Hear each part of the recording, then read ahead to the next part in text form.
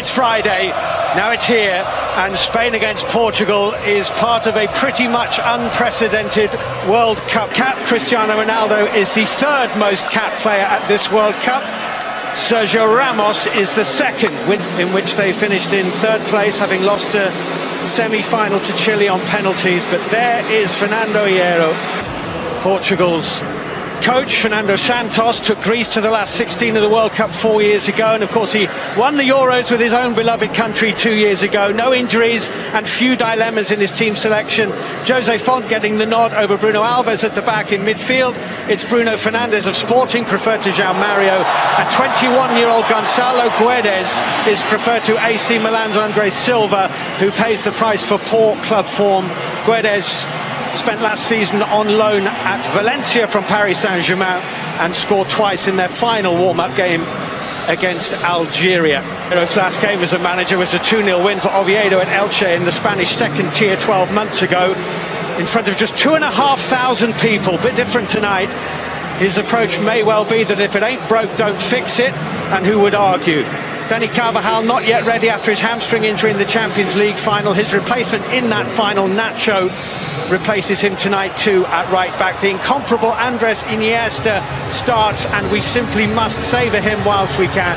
And it's Diego Costa up front, preferred to Rodrigo, who is amongst the substitutes in the final warm-up matches under Lopetegui. Oh, I say! 1-0, Cristiano Ronaldo for Portugal.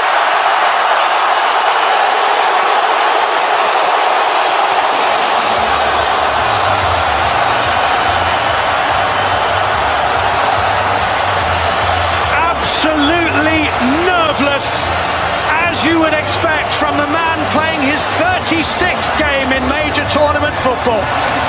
Super penalty from a wonderful player.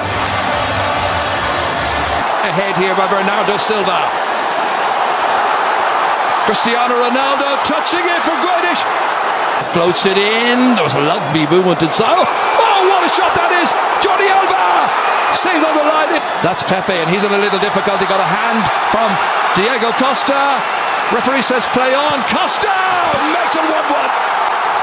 What a match we have here.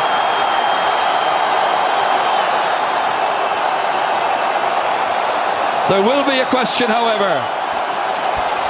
Was Pepe fouled in the build-up to that by Diego Costa? Well, Pepe goes down theatrically, as we've seen so often in the past, but this is why this fella is playing, and Morata hasn't been selected, which would immediately indicate to him if there was a need for that. This was that shot, came down. No. Very close. Straight at the wall. You might remember the Confederations Cup last year. They're attacking again. Oh, it's gone in, and the goalkeeper's made an awful mistake. And Ronaldo, who started the half with a penalty goal, has finished it with another one.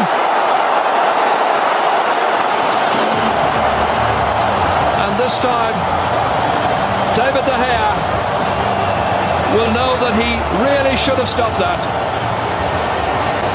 Well, on this occasion, to keep it alive and feed Ronaldo, but this is a collector's item. David De Gea doesn't do this. Having said that, against Switzerland, he let a very soft one get. Weeks, saying he wasn't quite absolutely certain where he would be next season, but Lopetegui apparently has said side position. This is a threatening moment, and it's Costa who's got another, and it's 2-2. You said it would be dangerous, and it was. And Portugal had been forewarned and didn't take decisive action. Instead, the decisiveness came from Diego Costa, who, like Ronaldo, has got a second, and it's beautifully poised. Well, I mean, it's just brilliant work from Busquets, far post, and Portugal just get badly caught.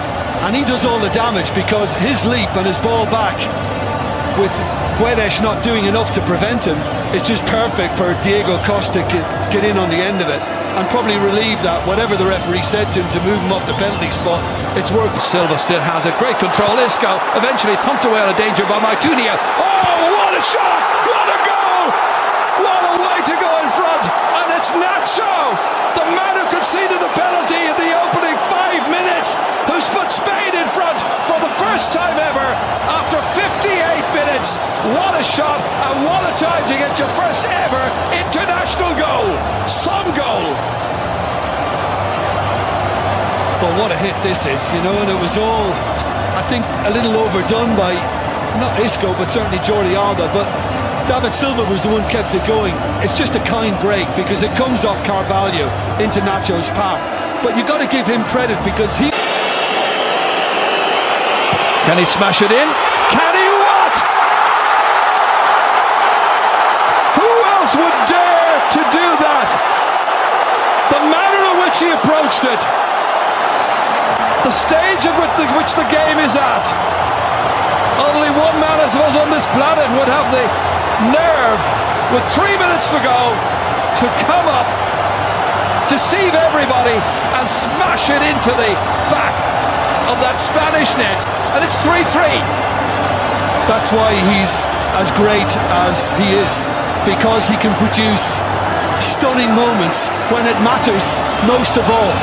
And this is right up there with the very best he's managed in his career.